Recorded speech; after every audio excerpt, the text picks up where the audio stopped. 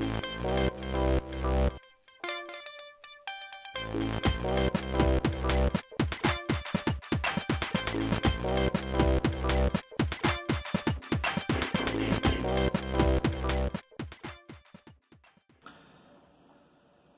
this video I'm going to be giving an update on my continued goal of trying to get off direct use of fossil fuels. If you've watched my previous videos, you'll know that I managed to get most of the things done, but at the end of last year I didn't quite manage to get my heating converted to electric only. That's the last remaining thing. So yeah, I'm going to give a bit of an update on that, and also I'm going to give you the results of my insulation study. Yeah, I know you've all been waiting for that, to find out just exactly how much of a difference, if any, it made. So let's get into the nitty-gritty. So yeah, as I mentioned, I didn't manage to get my heating done at the end of last year, but I'm determined to get it done this year. One way or another, the gas is going to be disconnected this year. So I have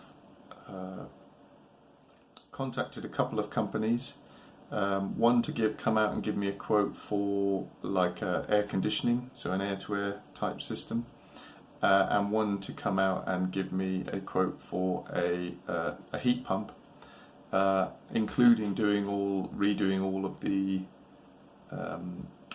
one pipe system that we have in the house as it stands at the moment. If you don't know what a one pipe system is, I'll leave a link to my other videos at the end of this video, so you can find out where I talk about that in one of those. So. But needless to say, a one-pipe system is not suitable for a heat pump install, and unfortunately this house has one, so as part of having a heat pump done, I'm going to have all the pipe work to all the radiators. I have to get that redone as well. So there's some debate as to whether it'll be better to go for a heat pump, including the cost of having all that pipe work redone, or to just go for a sort of air conditioning system, and then I can have all the radiators effectively removed. Yeah, I'll go into the pros and cons of that once I've had an update from these two people coming out to do the assessment and give me quotes. They're both fairly local companies. The person I've got coming to do my heat pump estimate and heat calculation and design and everything is Simon from the Urban Plumbers channel. If you don't know who he is, I'll leave a link to his channel as well in the show notes. But he's a HeatGeek approved installer. He knows his onions, and I think he'll do the job properly, and that's what I want. I want it to work really efficiently. So I believe he'll design it in such a way as it will do the best that it can do. Yeah, the other company is a local company for doing sort of the aircon type thing, but like I say, I'll give more details on that after we've had those meetings. But yeah, that's the goal. I'm going to get those done. I think probably no matter which one I go down, I'm probably going to have to apply for planning permission, because the only real places where they can go, it's quite narrow either side of my house to my neighbours' houses, and I think they're always going to be too close to the boundary for me to get it under permitted development. So I'm going to have to make a formal planning application to get approval for them, I think. So, but hopefully it would go through. But it's not going to be a simple case of the deemed permitted type installation, I think. So yes, more to come on that. But yeah, as soon as I get that all definitely penciled in with a definite date for it to all be done and everything, I'm going to be contacting Octopus and having my gas meter removed and get myself disconnected. So I'm looking forward to that day. Right, let's get on to the results of my insulation that I know certain people have been waiting for. So again, for anyone who doesn't know, I'll leave a link to a video where I talk about having the insulation put in at the end of this video. But yeah, I had cavity wall insulation done last year as part of the process of going to be having a heat pump done. And also extra thick extra thick loft insulation put in to get me EPC certificate with all the required stuff on it, so that I qualify for the £5,000 grant on a heat pump install. So yeah, in order to do that, I had to have cavity wall insulation done, and yeah, very thick insulation in the loft, which was done. So somebody put a comment on that video to say they'd be interested in how much of a difference it makes, and I think it's a really interesting topic for a video to see just how much of a difference did that make. So this winter that's just finished, I've been collecting constantly the outside temperature, the inside temperature, and the amount of gas I used every day, and I did the same for the winter before, a year ago. So I've got some data to compare. Unfortunately, the first year when I did it, my Raspberry Pi died, and I lost about a month's worth of data, which was the month of January. So I think actually I think it was January and a bit of February. So the only part that I can compare like for like between that year and the winter just gone is the period from about the very end of February and all of March. But it's it's enough of a period to get a bit of a comparison. So let's have a look at the results.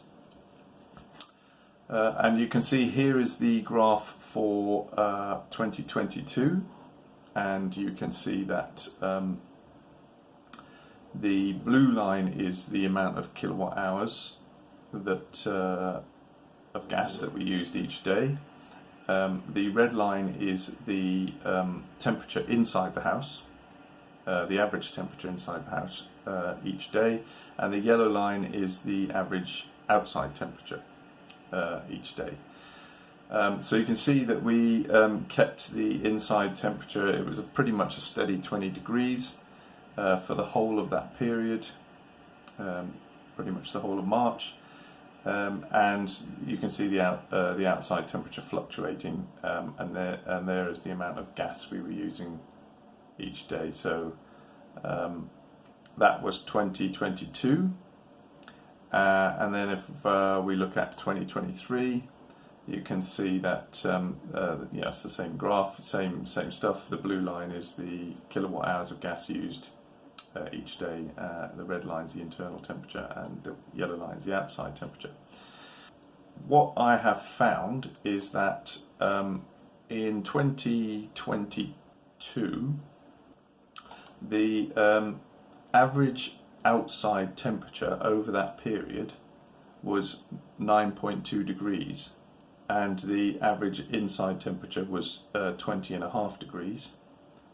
And in 2023, the average outside temperature was colder. It was 7.7 degrees, and the inside temperature was actually slightly higher at 20.83 degrees. So it was actually about 1.5, 1.75 degrees colder in the winter just gone than the year before that outside, and yet actual gas usage, since we've had the insulation put in, we burned in that period 4,000 kilowatt hours worth of gas. But the year before we had the insulation put in, we burned 4,328 kilowatt hours of gas. And so that's a difference of 306 kilowatt hours between the year before we had the insulation and the year after we had the insulation. So we saved 306 kilowatt hours, even though it was even colder outside this winter just gone than it was the year before I had the insulation put in. So the insulation quite definitely has made a difference. If you work out just sort of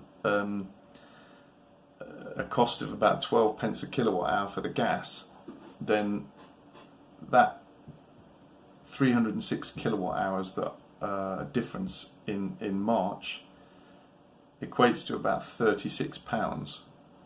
So that's obviously just March. So you've actually got November, December, January, February.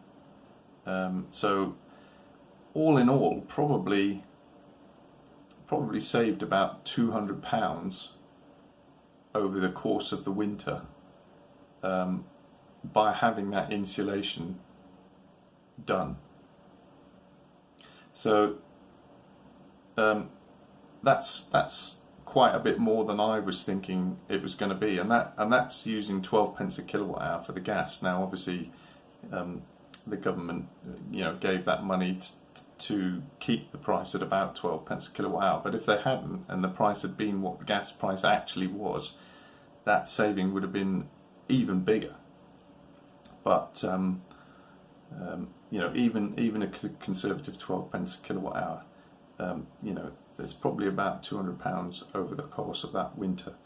Now, the cost of having the cavity wall stuff done was about £850, and the cost of extra insulation in the roof, in the loft, was probably about another £150 or so, plus quite a bit of my time to do it. But in total, you're talking about maybe £1,000, just over maybe, to have that insulation work done. But if you're saving about £200 every winter, then it's only going to take about 5 years for you to recoup that money. And that's assuming that gas prices stay as they are now, which is unlikely. They're generally only ever going to go up. If they do stay at this level, it won't be for long. Within a few years, they'll have gone up a bit. So that means it would actually pay off even quicker. But let's just assume the price stays at 12 pence a kilowatt hour. It should take about 5 years for that insulation to pay for itself.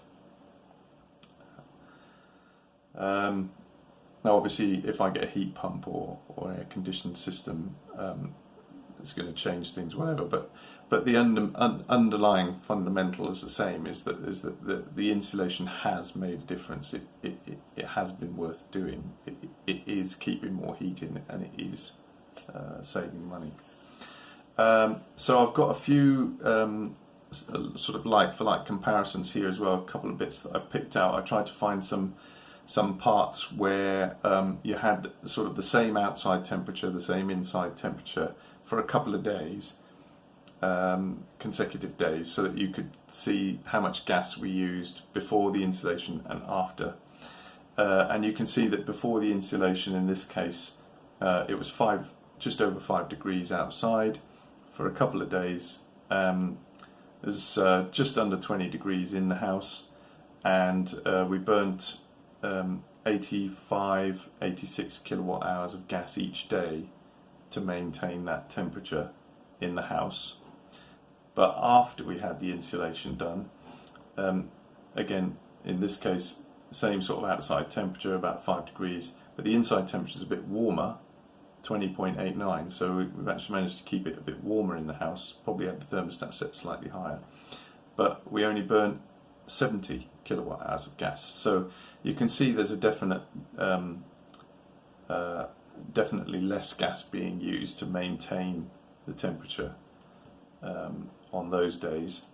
And here's another example I pulled out of the data when it was almost 8 degrees outside, just under, and again inside temperature 20, 21, and we burnt about 78 kilowatt hours of gas on each of those days to maintain that sort of temperature.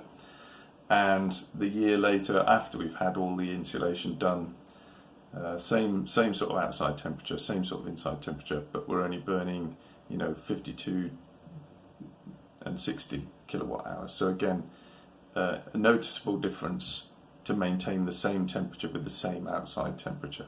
So definitely the insulation has made a difference, and like I say, I think probably about 5 years and I'll have recouped the cost of having that done, and then every year after that, it's just going to save me money. So definitely worth doing. I hope that is of interest to people who were curious as to whether or not having cavity wall insulation done and stuff would actually make a difference. Well, the results pretty much speak for themselves. So yeah. So I did a bit of video with my thermal camera in the middle of the winter after we'd had all the insulation done, to have a quick look at some of the walls and the ceilings, to see if I could see any cold spots around the house, and I did notice a few, so I'll sort of show that clip now, and then I'll mention some more about it afterwards. So here in the bedroom, you can see that clearly the insulation doesn't go far enough over towards the eaves. I mean, it can't go right up to the eaves because obviously that block all the airflow, but that sticks out quite a bit. So I mean, it's not ridiculously cold. It's 18 degrees, that part of the roof, compared with sort of 21 there, so it's about 3 degrees cooler. But there's a place where I could potentially try and get up in the loft and get that insulation a bit closer to the wall. But other than that, the wall looks fine. If we look in the next room along, this one doesn't seem to have this problem of the insulation not going right up to the wall, in the loft. But it does have a cold patch here, but that's, I think, because the window's directly below it.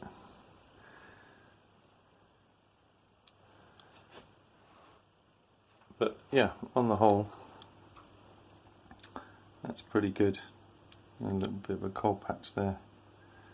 But again, you're talking about the way the eaves are and stuff, so you're never going to get really close without blocking the airflow.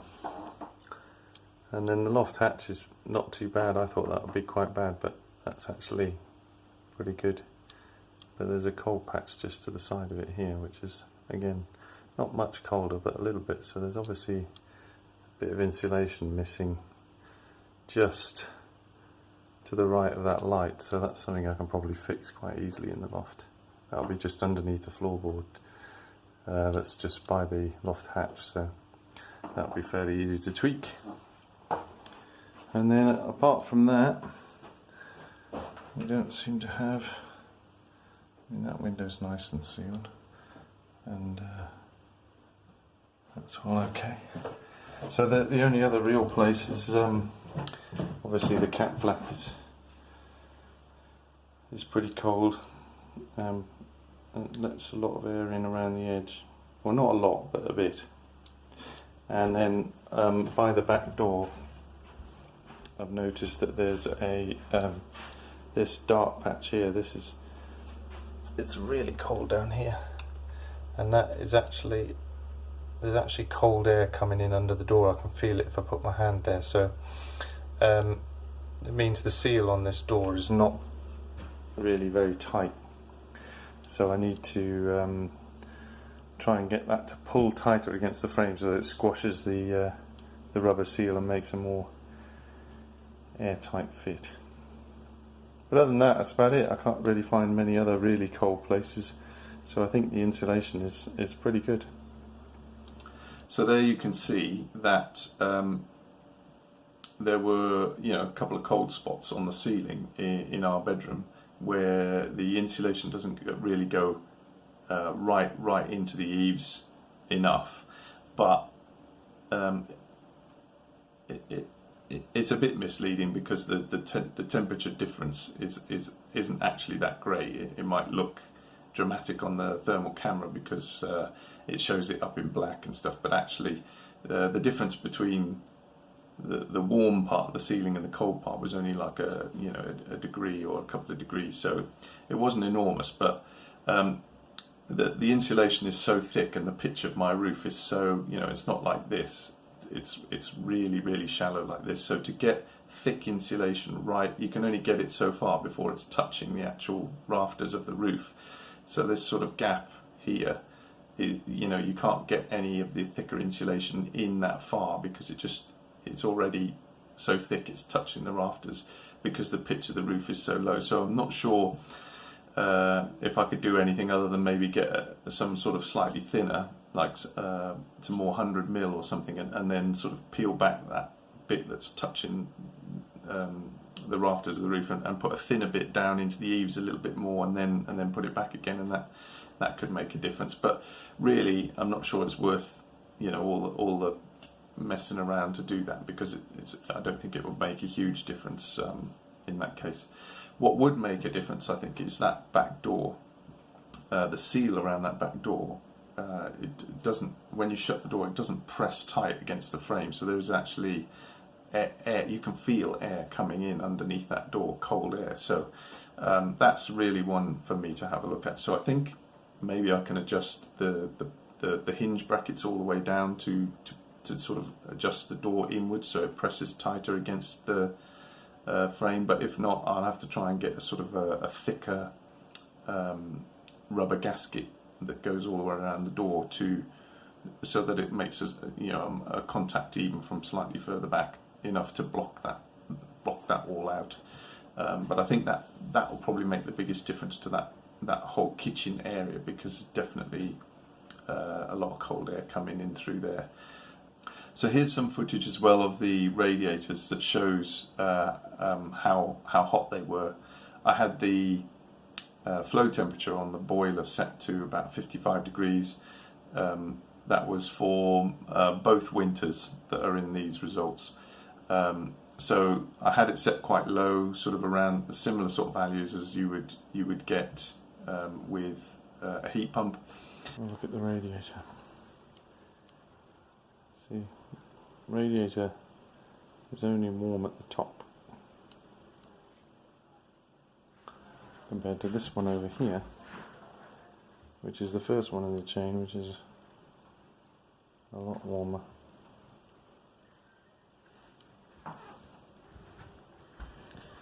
So look out here.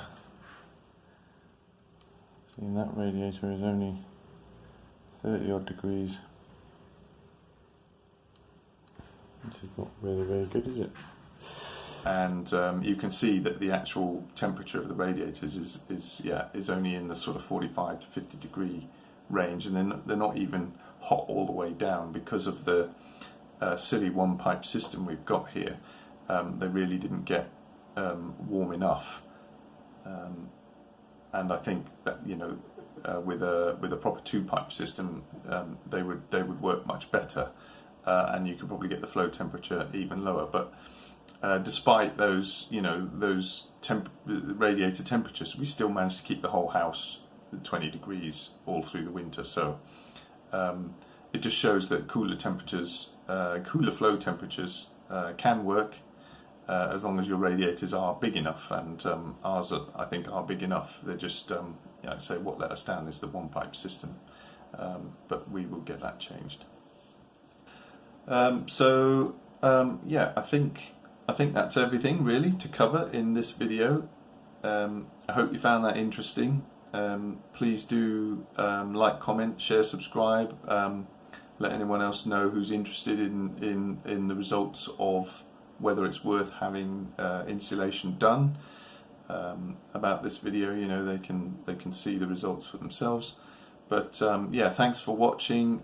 Stay tuned. There'll be another update once I've had the designs or the visits from these two companies, and I make a decision about which one to go for, and potentially go through the planning process and stuff. But yeah, there'll be more to come. But yeah, definitely this year it's going to happen. I'm going to get that gas meter removed. So yeah, thanks for watching, and I'll see you all in the next update. Cheers.